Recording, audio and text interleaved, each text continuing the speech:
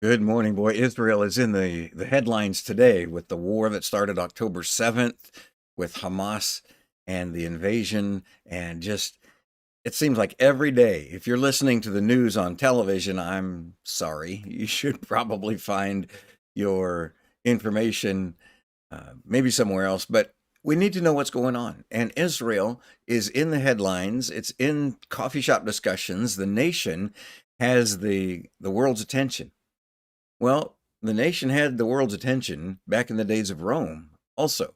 And the Apostle Paul, when he wrote to the Christians in Rome, was talking specifically about Israel, the Israelites, the Israelis, the Hebrews, his own people. And he said, I would give up my own salvation if it meant that my own people would come to Christ. He says they have these great advantages.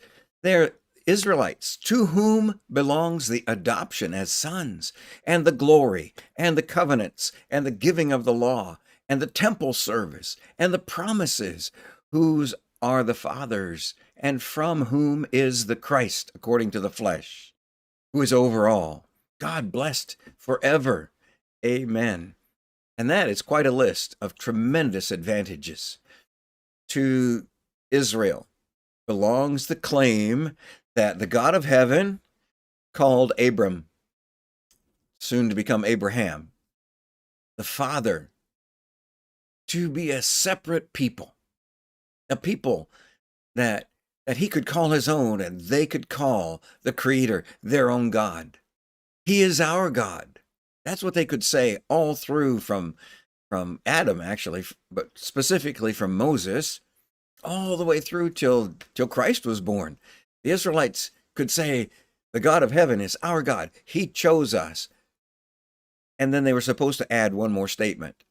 Y'all come and join us. You come to the tent of meeting. You come and be a part of this nation, this covenant. They forgot all that, but they had these great advantages. To them belonged the adoption as sons. To them belonged the fathers, the prophets, the temple service. All of these grand divine gifts belonged to Israel. And yet, when the Messiah actually came, Israel did not recognize him. When he came to his own, they did not receive him. But you can read in John chapter 1, verse 12, to as many as did receive him, to them he gave the right to become children of God.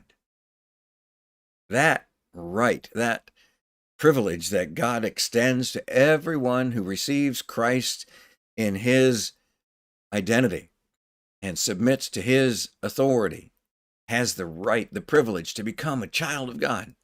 So if you've already done that, I want to encourage you to pursue that relationship with God.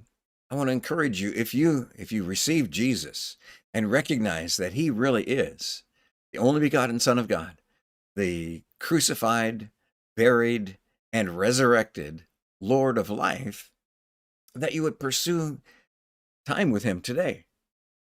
The Israelites had and have a great list of advantages. These blessings, every one of them, everyone is from heaven. That whole list of advantages is a description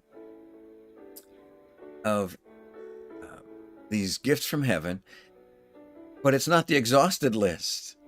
God gave to Israel over and over and over, pouring out his grace and mercy, giving to them the divine pattern for a tent of meeting, for the temple, for being the people of God among all the peoples of the earth. Their commission, their purpose as the people of God was to draw others to God. But instead they forgot and pretty much kept to themselves and told everybody else in the world, we're better than you, which, because of the advantages God gave them, he put them in a better position. But it all came from heaven. So as Christ followers today, we need to guard against against the attitude of arrogance, because he has given us also great advantages.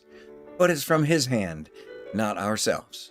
So as you go through this day. This is the first work day, Monday. And as we live for him, let's exalt him and rejoice in his glory and his power, and be humble before Christ, and humble around the people that we encounter today. We can even put ourselves in a position to be their servants. We have great advantages. God bless you as you move through this day and through this week. He loves you, and we love you.